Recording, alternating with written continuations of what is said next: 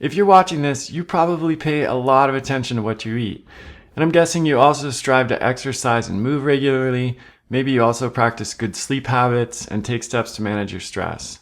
These are all super important to health and longevity, but there's another crucial factor that has a huge influence on our health and that most people don't pay attention to at all, which is how we breathe.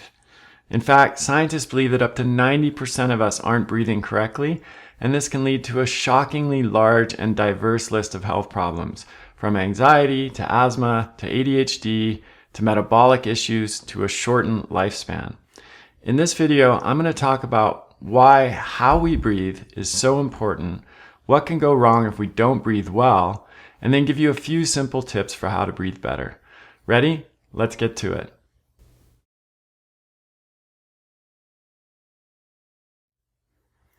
We can survive for weeks without food and days without water, but only for a few minutes without breathing. And while we can survive for many years if we don't breathe well, we cannot thrive and reach optimal health. Other cultures have recognized this for millennia. The Chinese practice of Qigong, which technically means energy cultivation, focuses heavily on improving and regulating the breath. The same is true for the Indian practice of pranayama, which means controlling vital life force. Sadly, here in the West, we've forgotten this ancient wisdom, and our breathing has suffered as a result. One of the biggest issues is that many of us are now chronic mouth breathers. As James Nestor documents in his excellent book, Breath, we'll put a link to it in the description of this video, 40% of the US population suffers from chronic nasal obstruction, and around half of us are habitual mouth breathers. Why is that a problem? Well, mouth breathing leads to structural changes in the airways that make breathing more difficult. Breathing through the mouth decreases pressure, which causes the tissues in the back of the mouth to become loose and flex inward, and reduces the airway size. In addition to causing all of the problems I mentioned in the introduction, chronic mouth breathing is a major contributor to insomnia, snoring, sleep apnea, which affects more than a quarter of Americans now and remains undiagnosed in almost 80% of cases. And several studies have shown a big connection between sleep apnea and problems like type 2 diabetes, strokes, heart attacks, and even a shortened lifespan. There's so much more to say about the connection between breathing and health and longevity, but as is the case with all of my Tuesday tip videos, I want to keep this short and focus on practical tips that you can implement right away to improve your health. I highly recommend reading James Nestor's book for more info, especially if you suspect you aren't breathing optimally and or if you have insomnia, you snore, or you have sleep apnea. Okay, now that we've established how important breathing is to health, and that mouth breathing is one of the biggest issues, let's look at a few ways that we can encourage nasal breathing again. The first is taping your mouth shut during sleep. This might sound extreme, but many sleep and pulmonary specialists suggest it to their patients. All you need is a postage stamp sized piece of tape at the center of the lips. Think of it like a Charlie Chaplin mustache moved down an inch. James Nestor recommends 3M NextCare durable cloth tape. I think it's called Durapore tape, which you can typically buy at local drugstores or online. And you simply put the tape on before you go to sleep, and it will force you to breathe through your nose. Some people get almost miraculous results with this single change.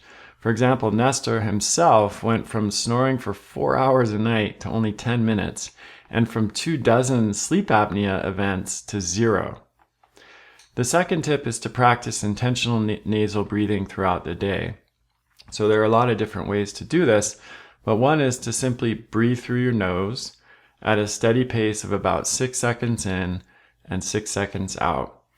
And you do this for just a couple of minutes, 2 to 3 minutes, a few times a day, and it can make a huge difference. Another option is to do alternate nostril breathing, which is called Nadi Shodhana in the pranayama tradition. And here's one way to do it. So sit in a chair with your back and spine straight. Relax your left palm in your lap and bring your right hand just in front of your face. And then bring your index and middle fingers to rest between your eyebrows like this. close your eyes and take a deep breath in and out through your nose. Then close your right nostril with your right thumb as you inhale slowly through the left nostril. Pause at the top of your inhale. Then close the left nostril with your ring finger. Release your thumb and exhale slowly through your right nostril. Pause at the bottom of the exhale and repeat that entire process for maybe 10 to 15 cycles. I like to do Nadi Shodhana in the morning, but it can be done anytime during the day. Some people do find it to be energizing, so you may not want to do it right before bed, but it's also quite relaxing, so you can experiment and find what works for you. It's another great way to train ourselves to breathe through the nose, and it has a lot of other benefits as well. The last tip is to simply bring attention to how you're breathing throughout the day. And there are a few easy ways to do this. One is to set an alarm on your phone. When the alarm goes off, use that as a prompt to notice how you're breathing. If you're breathing through the mouth, then just gently start breathing through the nose again. Another similar option is to use a habit building app like Productive or Habitify.